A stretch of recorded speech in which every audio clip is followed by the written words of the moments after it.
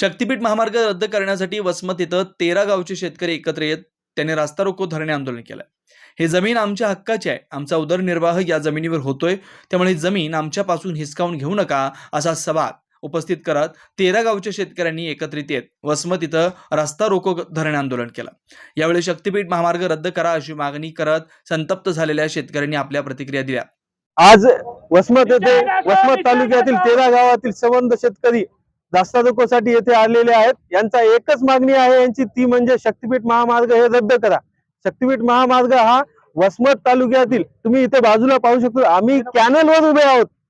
कॅनलवर जिथे या वसमत तालुक्याला पाणी पुरवणार आहे, सिद्धेश्वर येलदरी धरणाचं पाणी येतं वसमत तालुक्यामध्ये। सगळे 13 गावापैकी 11 गावामध्ये या 3 कॅनलद्वारे पाणी पुरवठा केला जातो। आज मराठवाड्याला पाण्याची खरी गरज असताना पाणी न देता फडणवीस सरकार हे आमच्या जमिनी काढून घेण्याचं काम येथे करत आहे। शेतकऱ्यांना पाणी देणं सोडा, तुम्ही त्यांचा हक्काचा घास काढून घ्यायला तयार बसलेले आहेत। त्याच्यामुळे माझी शासनाला विनंती आहे की हा वसमत तालुक्यातील महामार्ग हा रद्द करण्यात यावा। जर तुम्हाला करायचा जर असेल तर पडीत जमिनीमधून करा, शासनाच्या वन जमिनीमधून करा। शासनाच्या वन जमिनीमधून हा महामार्ग हा फक्त 60 मीटरचा होतोय आणि शेतकऱ्याच्या जमिनीतून हा महामार्ग 100 मीटरचा होतोय। म्हणजे शेतकऱ्यांनी नेमकं यांचं काय वाकडं केलं? शेतकऱ्यांची इतकी जमीन तुम्ही गरजेपेक्षा जास्त घेत आहेत। आजपर्यंत जमीन घेताना आतापर्यंत कुठेही प्रत्येक वेळेस शेतकऱ्यांनी आक्षेप अर्ज दिले, सगळं केले, पण कोणत्याही आक्षेप अर्जाची सुनावणी नाही ना आमच्यापर्यंत कोणता अधिकारी भेटायला आला नाही।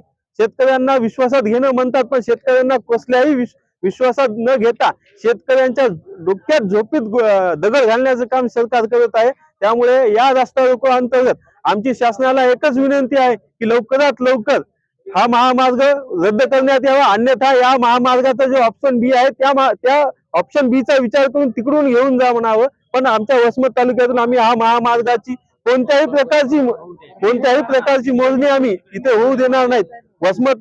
माझी एकच विनंती आहे, हे फडणवीस साहेबाचा जे ड्रीम प्रोजेक्ट आहे, ते कशासाठी ड्रीम प्रोजेक्ट आहे, त्याचा कशासाठी काय गरज आहे त्याला?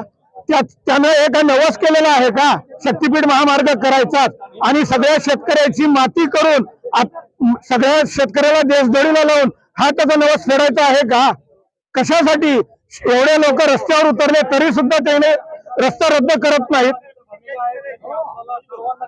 शक्तीपीठ महामार्ग विरोधात नांदेड, हिंगोली, परभणी तिन्ही जिल्ह्यामध्ये सर्व शेतकरी जमलेले आहेत।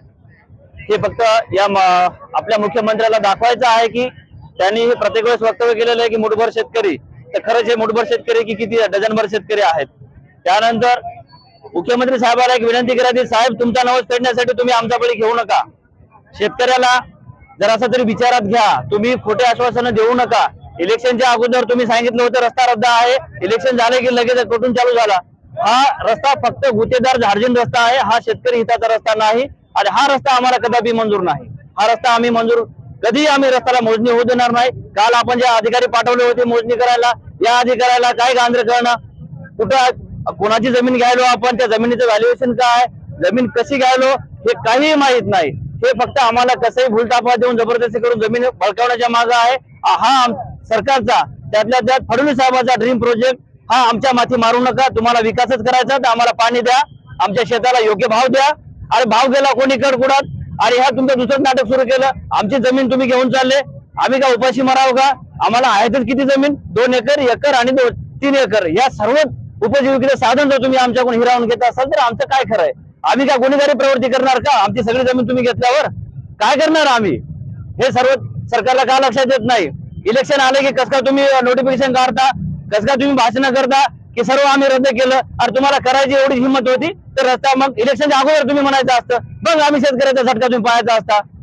एक तर शेतकऱ्याला दिशाभूल करायची, शेतकऱ्याला गोड बोलायचं, शेतकऱ्याला सगळा भूलतापा घ्यायचा। आम्ही आंदोलन केलं, आमच्या विरोधात प्रति आंदोलनात डमी माणसं उभं करून उभे करायचे, ही कुठली तुम्ही प्रक्रिया सुरू केली?